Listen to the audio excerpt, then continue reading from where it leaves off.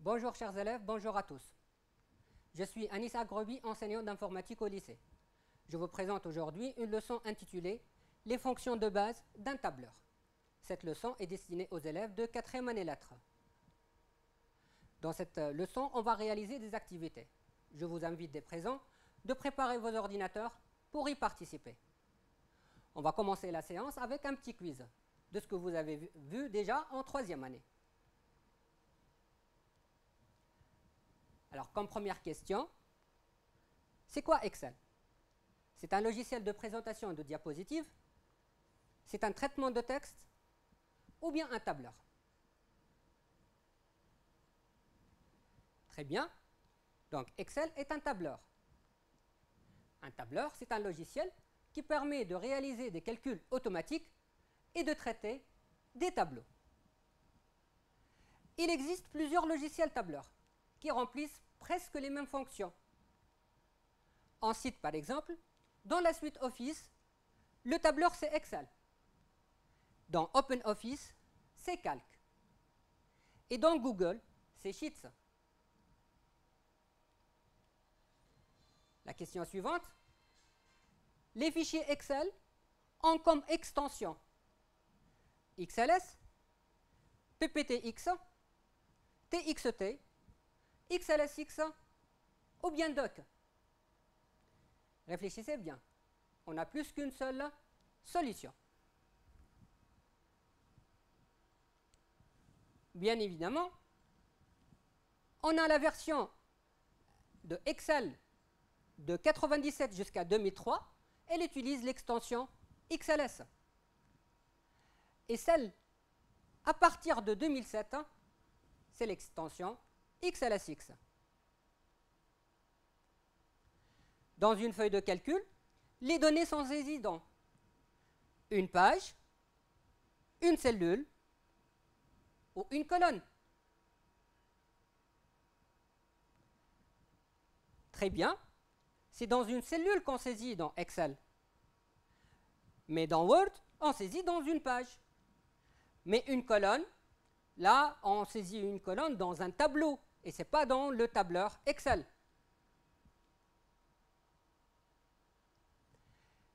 Quelle zone dans Excel permet de saisir des valeurs et des formules?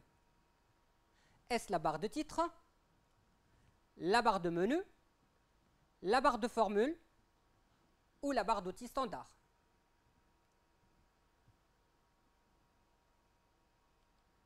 Très bien, mes chers élèves. C'est la barre de formule qu'on utilise pour saisir les données, comme on le voit ici. Donc la barre de formule, elle est divisée en 3 parties. Une partie donc, pour le nom, les fonctions et la zone de saisie. Mais on peut ne pas utiliser la barre de formule pour saisir les données, et on utilise la cellule et on saisit directement dans la cellule. Un classeur. C'est quoi un classeur? C'est un ensemble de dossiers, c'est un ensemble de fichiers ou un ensemble de feuilles de calcul. C'est assez simple pour vous, je sais. Donc, un classeur, c'est un ensemble de feuilles de calcul. Pour un classeur, il peut contenir plusieurs feuilles. Dans notre exemple ici, on a 3 feuilles de calcul qui sont nommées feuille 1, feuille 2 et feuille 3. Mais par défaut, Excel, lorsqu'il se charge, il se charge avec une seule feuille de calcul. Notez bien que si on enregistre un classeur, on enregistre toutes les feuilles de calcul. On passe pour présenter l'espace de travail d'Excel. Comme toute application sous Windows, Excel, il s'ouvre aussi dans une fenêtre. Cette fenêtre contient une première partie qui s'appelle la barre d'outils d'accès rapide. Cette barre d'outils-là contient les outils et les commandes les plus utilisées. Et bien sûr, on peut la personnaliser pour ajouter des commandes qu'on utilise fréquemment dans nos classeurs. On a ici la barre de titre. Elle contient le nom du classeur suivi du nom de l'application. Il s'appelle ici notre classeur 1. Mais on va voir, lorsqu'on l'enregistre, on va le renommer avec un autre nom qu'on va choisir. On a ici l'ensemble des onglets. En cliquant sur un onglet, on affiche le ruban correspondant. Et comme vous le voyez, le ruban, il est partagé en différents groupes. J'ai pris par exemple le groupe style. Mais aussi il existe le groupe alignement, le groupe nombre, le groupe police. Mais on voit ici que dans le groupe police, il y a une poignée. Si on clique sur cette poignée, elle nous affiche une fenêtre qui contient toutes les commandes de ce groupe-là, le groupe police. Comme on voit ici, le ruban, il occupe de l'espace dans notre fenêtre. Et ça, c'est son seul inconvénient. Mais si on veut réduire cet espace-là, c'est-à-dire avoir plus d'espace dans la zone de travail, on peut tout simplement cliquer sur l'icône afficher et masquer le ruban.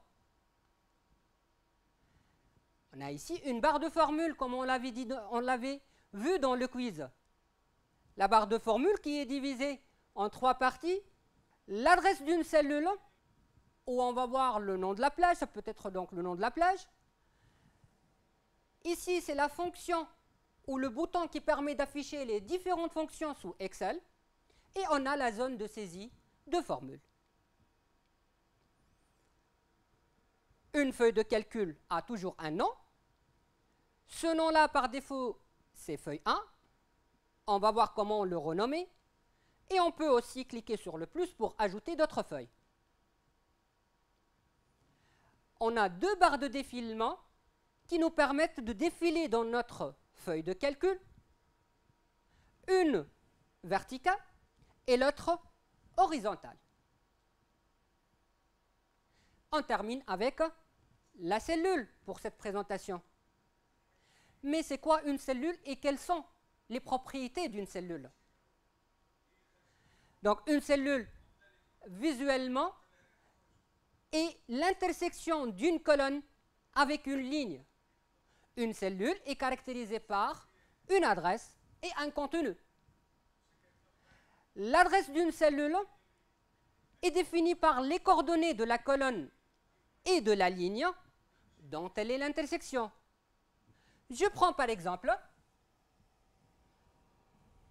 la cellule B4 qui est l'intersection entre la colonne B et la ligne 4. Mais qu'est-ce qu'on peut saisir dans une cellule? Et qu'est-ce qu'on peut mettre dans une cellule? On peut mettre du texte, des valeurs numériques, des dates et heures, et bien sûr des formules. On voit ici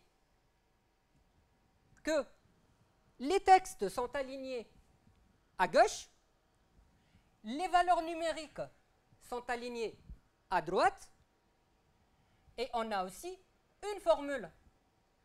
Une formule, bien sûr, elle doit commencer obligatoirement par égal, pour bien sûr la différencier des textes qui sont saisis dans les cellules. On va maintenant saisir dans une cellule. Donc, on va réaliser une activité. L'énoncé de l'activité est comme suit. Dans le cadre d'une compétition scolaire, le ministère de l'Éducation a sélectionné les meilleurs 5 élèves selon leurs notes aux 3 matières, mathématiques, informatique et français, comme le montre le tableau suivant. Donc la première question, saisissez ce tableau dans une nouvelle feuille de calcul. On va démarrer Excel. On va se pointer sur la première cellule qui est la cellule A1. Et on va commencer à taper les différents textes qui sont présentés dans notre capture ici. On va saisir le nom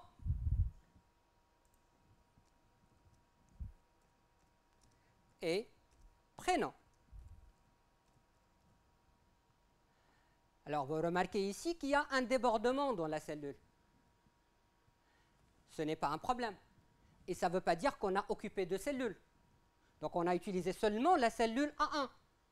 Donc, la cellule B1 est encore vide. Donc, pour basculer ou pour passer à la cellule B1, on ne peut pas utiliser la souris, mais on peut utiliser le clavier en utilisant la touche Tab du clavier. Donc, on utilise la touche Tab pour passer à la cellule suivante. On va saisir informatique.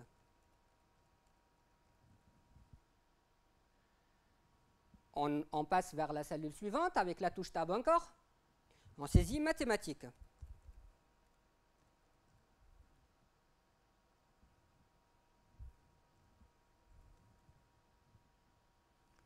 La même chose, on utilise la touche Tab et on saisit français.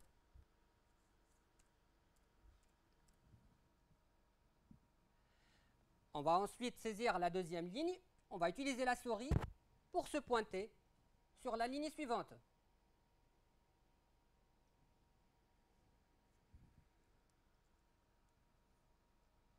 On va saisir A. Yasmine.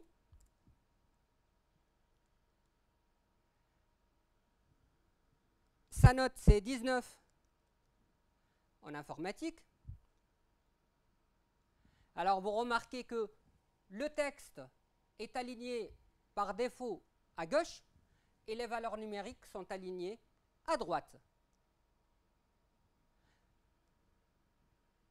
La note en mathématiques, c'est 20 et la note en français, c'est 17. On a terminé la partie saisie de notre tableau.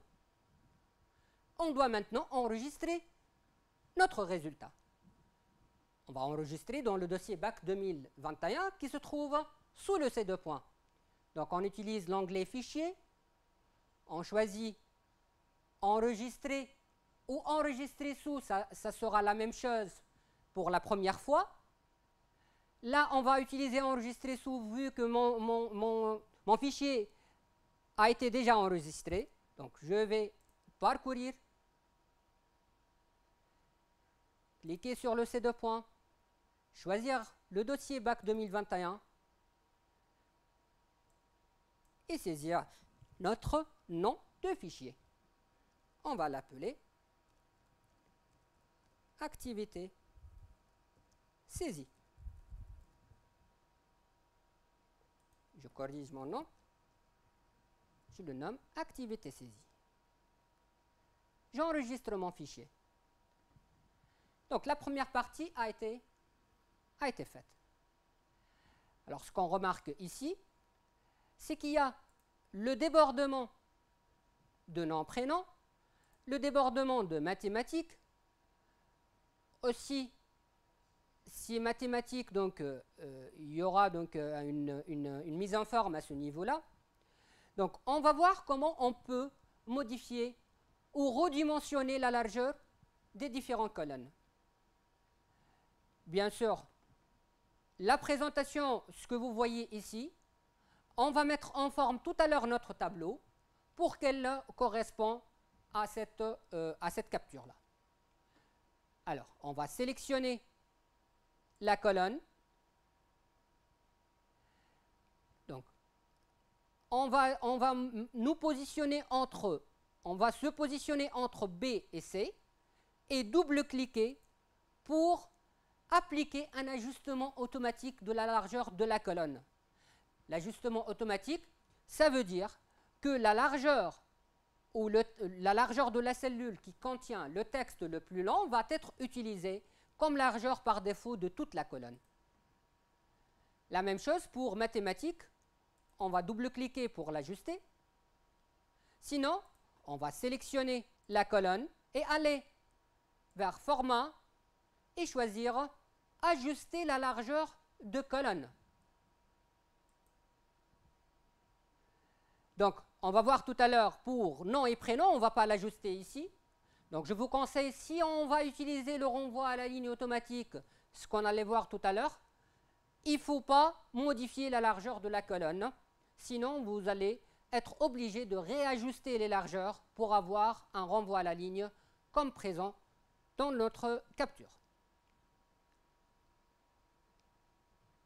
Alors en même temps, on va voir la partie sélection. C'est-à-dire dans Excel, et pour mettre en forme notre tableau, il faut savoir comment sélectionner. Comment sélectionner les cellules, comment sélectionner les colonnes, comment sélectionner les lignes. Et au niveau de sélection, il y a une petite difficulté, c'est si on veut sélectionner des plages qui ne sont pas adjacentes ou des cellules qui ne sont pas contiguës. Là, si je veux par exemple mettre en forme donc, le titre ou les différents titres des colonnes, je dois les sélectionner. Comment j'ai réalisé ça? J'ai sélectionné la première cellule et j'ai étalé la sélection sur les autres cellules que je veux mettre en forme. Même chose si on veut mettre en forme les nombres et ajouter par exemple un nombre de décimaux. Donc il faut sélectionner les nombres. On ne va pas s'amuser à mettre en forme chaque cellule à part. Donc pour sélectionner toute la plage, on sélectionne la première cellule et on étale la sélection sur les autres cellules. C'est toujours applicable aussi pour des colonnes. Si jamais on veut appliquer une mise en forme sur plusieurs colonnes, on sélectionne la première colonne et on étale la sélection sur les autres colonnes. Ça va de soi aussi pour les lignes. Alors le problème, c'est juste lorsqu'on veut sélectionner des cellules ou des plages non adjacentes. Pour cela, il faut utiliser la combinaison de la touche contrôle du clavier avec le bouton gauche de la souris. Donc, si on veut, par exemple, mettre en forme en même temps l'entête et en même temps les noms des élèves. Donc là, on sélectionne l'entête, on maintient la touche contrôle du clavier enfoncé et on sélectionne les autres cellules. Vous voyez, c'est simple. Donc il faut mettre dans la tête que lorsqu'il y a la sélection donc, non adjacente de valeur, là c'est l'utilisation de la touche contrôle plus la souris. Donc même chose, si on veut sélectionner une colonne et une autre qui n'est pas adjacente, on sélectionne la première, on maintient la touche contrôle et on sélectionne la deuxième. Même chose pour une ligne. On sélectionne la première, la deuxième et ainsi de suite. Donc si je veux par exemple sélectionner ces lignes-là pour les mettre en forme, donc en utilisant la même mise en forme pour des lignes une par un, donc ligne par ligne, il suffit de sélectionner en utilisant bien sûr la plage et en utilisant la combinaison contrôle plus touche gauche. Alors si jamais on a besoin donc, de sélectionner toute la feuille de calcul, on utilise le coin ici et on clique et là toute la feuille de calcul a été sélectionnée. Normalement c'est simple. Donc on revient maintenant vers notre cours. Donc il ne faut pas oublier d'enregistrer pour chaque modification.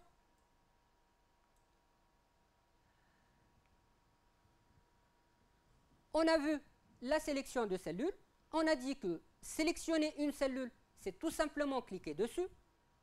Sélectionner une plage de cellules adjacentes, c'est sélectionner la première cellule et étaler la sélection sur les autres cellules. Il y a une autre méthode, on peut utiliser le clavier, mais je sais que vous n'êtes pas trop fan de clavier. Donc on utilise la touche Maj plus la touche de direction ou les touches de direction gauche, droit, haut et bas.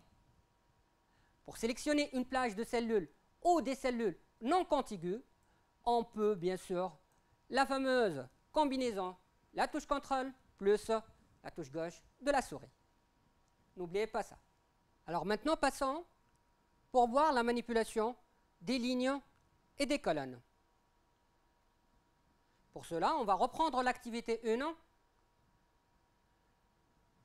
Et vu que notre ministère nous a demandé d'ajouter une nouvelle note qui est la note d'anglais, Donc, on est obligé d'ajouter une nouvelle colonne. Là, la question numéro 2. Insérer la colonne anglais entre la colonne informatique et la colonne français contenant les notes 20, 20, 19, 18 et 18. Comme on le voit ici, dans notre tableau, on va insérer cette colonne. La question numéro 3 sera, on va insérer le titre « Liste des participants » à la première ligne du tableau.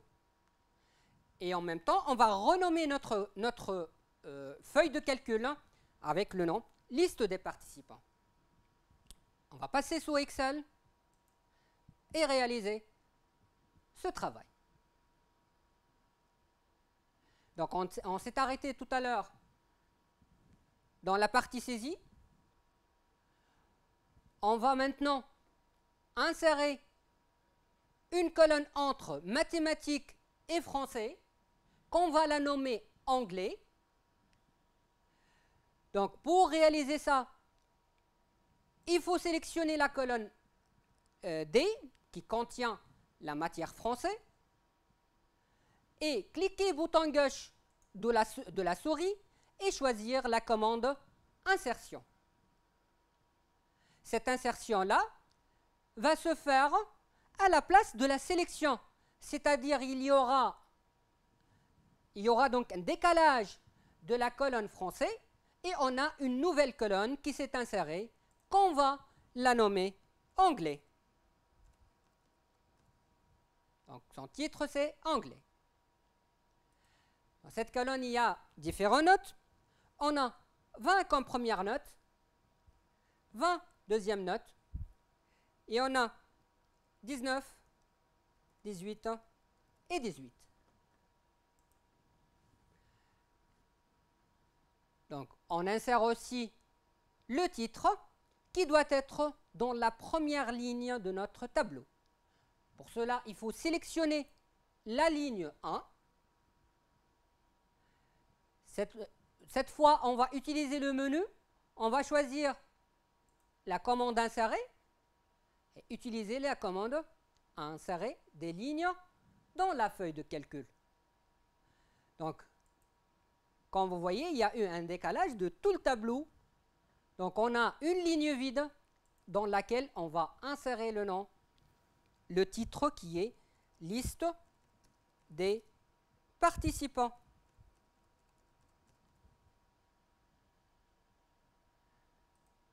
On va renommer maintenant notre feuille de calcul. Alors, ça s'appelle feuille 1. On va la nommer liste de participants. Pour cela, il y a deux façons. Ou bien on double-clique. Et vous voyez, je suis en mode saisie maintenant dans la feuille de calcul. Donc, je peux commencer la saisie. Sinon, je peux cliquer bouton droit de la souris et choisir la commande renommer.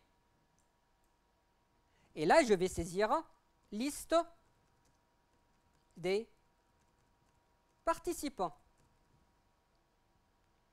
Pour valider, tout simplement, on peut cliquer sur la touche entrée du clavier ou bien on peut cliquer dans une cellule dans la feuille. Alors, si on veut, si par erreur, on a inséré des colonnes ou bien des lignes dont on n'a pas besoin. Donc ici, il faut les supprimer. Pour les supprimer, on peut procéder de la même manière. Il suffit de les sélectionner, cliquer bouton gauche et choisir supprimer. Ou bien, on peut utiliser le groupe cellule, choisir la commande supprimer et supprimer des colonnes dans la feuille. Voilà pour la suppression. Maintenant, on veut ajouter des feuilles de calcul. Pour ajouter une feuille, il suffit de cliquer sur le plus ici pour ajouter une feuille. Donc voilà, la feuille a été nommée feuille 1. Bien sûr, je peux ajouter une autre feuille. Il va la renommer feuille 2. On ne peut pas avoir deux feuilles avec le même nom. Mais on peut utiliser aussi insérer et là insérer une feuille au lieu d'utiliser le plus qui se trouve en bas. J'insère une feuille. Bon, j'ai inséré plusieurs feuilles ici. Pour les supprimer, suffit de cliquer bouton gauche, bouton droit de la souris et choisir la commande supprimer. Bouton droit de la souris, commande supprimer. Voilà. On va revenir maintenant. Avant ça, il faut enregistrer le travail et on revient vers notre cours. Qu'est-ce qu'on a vu ici?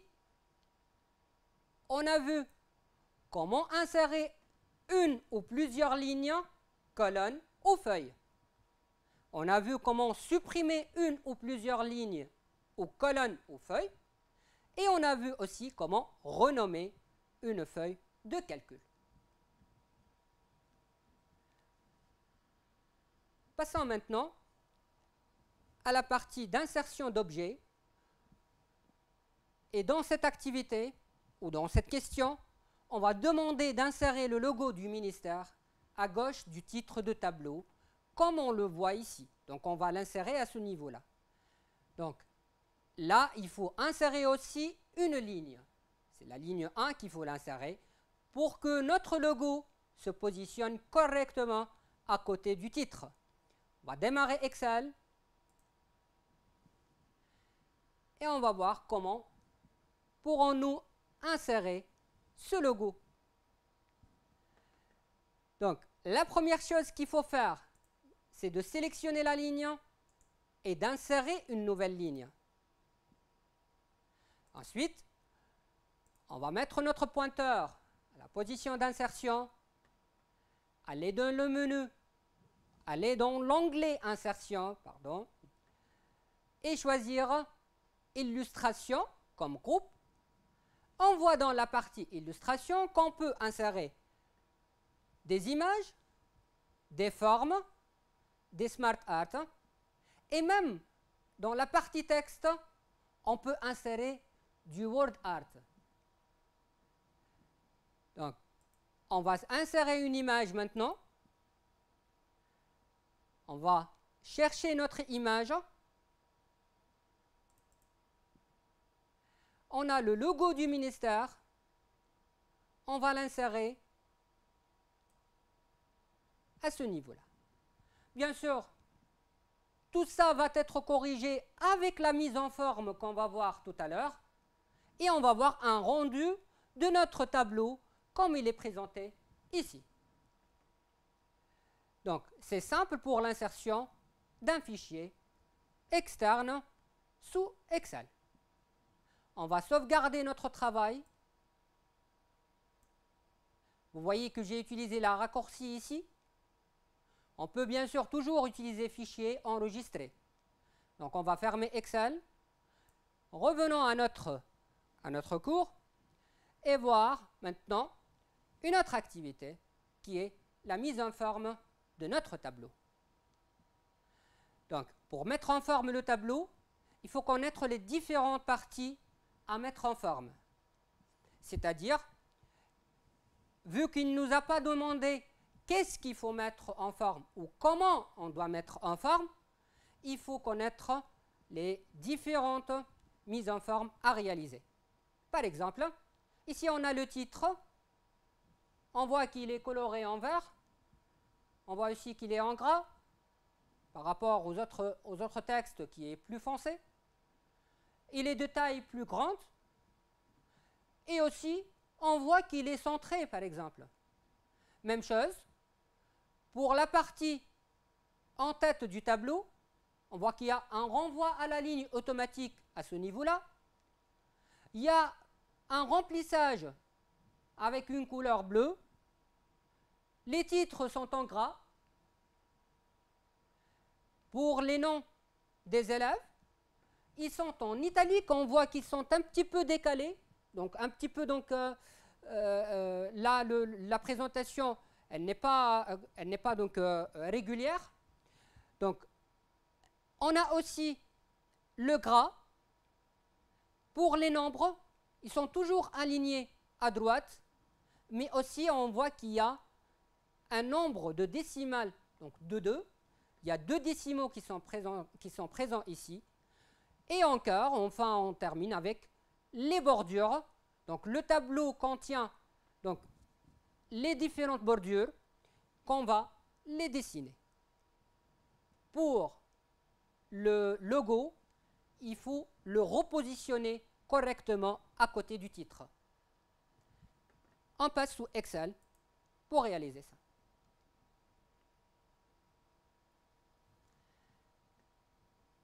Donc, on commence par mettre en forme le titre, la première chose. Donc, on va sélectionner notre titre.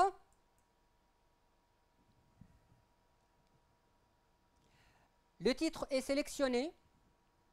On va maintenant fusionner ces cellules-là et appliquer un alignement centré qui peut être réalisé avec la même commande qui se trouve dans Alignement. C'est la commande qui permet de fusionner et de centrer. Notre titre est bien centré maintenant par rapport à la largeur du tableau. On va appliquer la mise en forme sur la police de caractère. On va cliquer sur la poignée pour afficher la fenêtre de police de caractère. On va sélectionner gras, la taille 16 et la couleur, c'est verte. On applique ça. Voilà pour le titre, c'est simple. Maintenant, on peut donc repositionner le logo. Et on voit aussi qu'il y a une ligne de plus, donc il faut la supprimer. On a vu ça tout à l'heure. Voilà. On va maintenant mettre en forme ou appliquer la mise en forme pour l'entête du tableau. On sélectionne toutes les entêtes. Donc, on clique bouton droite, on choisit format de cellule. Même chose, on peut aller vers alignement ou police. Ici, format de cellule. Il nous affiche la même fenêtre, donc de façon différente. On va aller vers alignement. On va renvoyer à la ligne automatiquement pour que nos prénoms se présentent sur deux lignes différentes.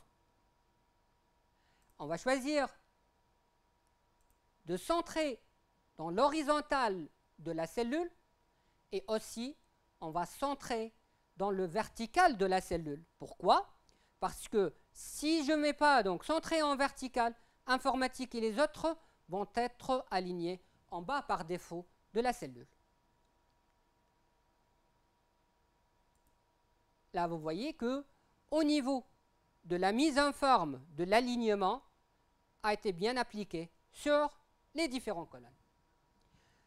On va mettre en forme les couleurs pour les cellules. Donc, là, on revient encore vers format de cellule. On a pu faire ça normalement. On pourra faire ça donc en même temps que la mise en forme des différents du renvoi à la ligne ou bien donc l'alignement. On choisit remplissage, on choisit la couleur. Ici, ça va être une couleur rapprochée, c'est le bleu. Dans police, on va mettre en gras et on va valider. Alors on voit ici que au niveau mathématique, il y a eu un débordement. Il suffit toujours de double-cliquer ou bien de redimensionner manuellement pour avoir une largeur parfaite. La même chose pour informatique. Il nous reste à mettre en forme maintenant les noms. On va aller vers police, choisir italique et gras en même temps. Donc italique et gras en même temps. Et on valide.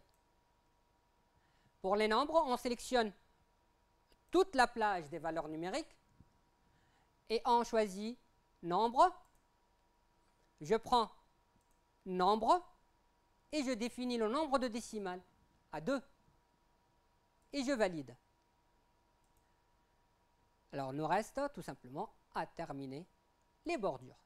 On sélectionne tout le tableau, c'est important. On va cliquer bouton droite, format de cellule. Dans la partie bordure, choisir contour et intérieur. Bien sûr, si je veux modifier par rapport au contour le style donc, du trait ou de ligne, on peut sélectionner le style et l'appliquer par exemple au contour tout simplement. Donc on va utiliser le par défaut au niveau contour et intérieur. Et on valide. Voilà, la mise en forme a été réalisée. On va sauvegarder notre travail en cliquant sur enregistrer. Et on va revenir maintenant pour terminer notre activité. Alors, on a vu ici, dans cette activité, on a vu comment mettre en forme une cellule, plage de cellules, donc au niveau taille, style, alignement, bordure, et comment aussi fusionner des cellules.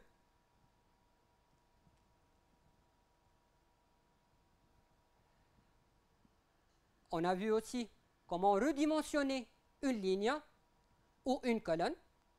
Donc, pour cela, on a utilisé ou bien le menu cellule format ajuster la largeur de colonne, ou bien on a utilisé le double clic de la souris pour pouvoir l'ajuster à la largeur la plus longue du contenu de la cellule. Une petite activité ou évaluation avant de passer. Le titre, on l'a mis en forme. Qu'est-ce qu'on a appliqué comme mise en forme pour ce titre? Donc on a dit que la police de caractère ici, donc elle est plus épaisse, donc c'est le gras. Donc on a appliqué une mise en forme, donc gras. Ici, il y a le texte, il est centré par rapport au tableau. Donc on a centré le texte par rapport au tableau.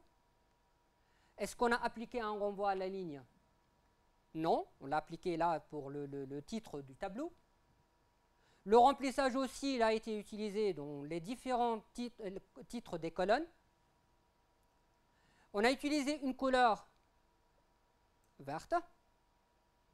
Et on a aussi fusionné les cellules pour avoir donc, un alignement parfait centré sur la largeur de la colonne. La largeur des colonnes du tableau.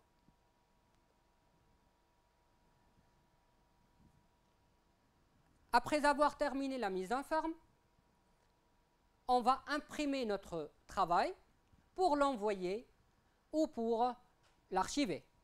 Donc, pour l'imprimer, il faut définir les différentes orientations. Donc, définir est-ce que portrait, si on veut l'imprimer sur A4 en portrait, ou paysage, si je veux donc l'imprimer sur la largeur. On va définir les différentes marches et on va définir un en-tête et un pied de page. La question sera, mettez en page la feuille de calcul de l'activité 1 comme suit. Qu'est-ce qu'on voit ici? On a ici ministère de l'Éducation et 2020-2021 dans l'en-tête. On a ici liste des participants et le numéro de page dans le pied de page.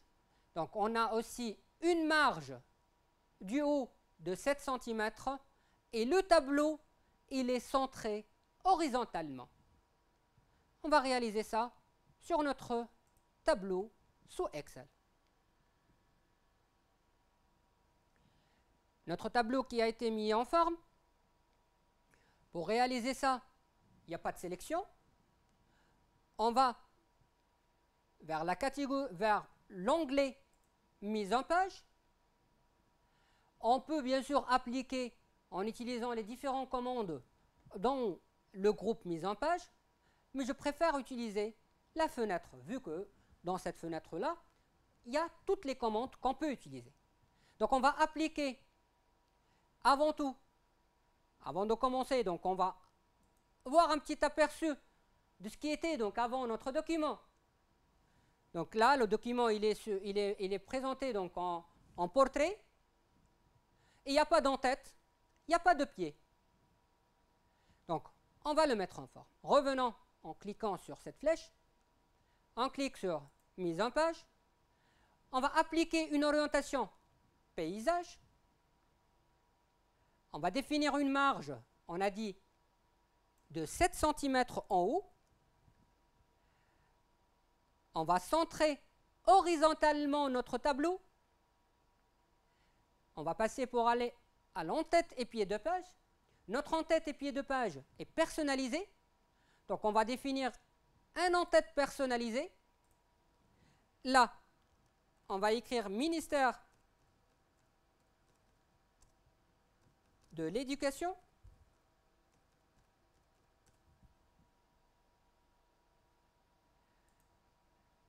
Dans la partie droite, on va mettre l'année scolaire «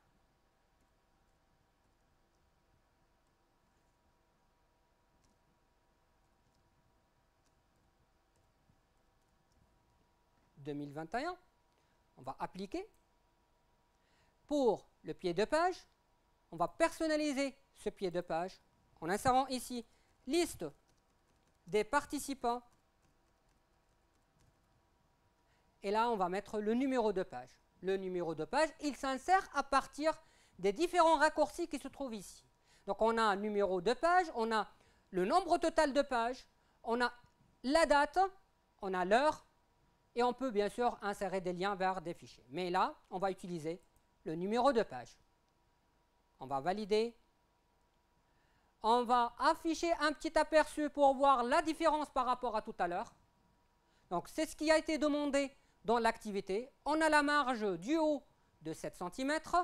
On a l'en-tête ministère de l'Éducation et l'année scolaire. Et on a le pied de page, liste de participants et le numéro de page. Il suffit maintenant d'imprimer ce document pour l'avoir en papier. On va sauvegarder notre travail et on va revenir vers notre présentation. J'espère que cette leçon vous a été utile. Je vous remercie pour votre attention et à bientôt.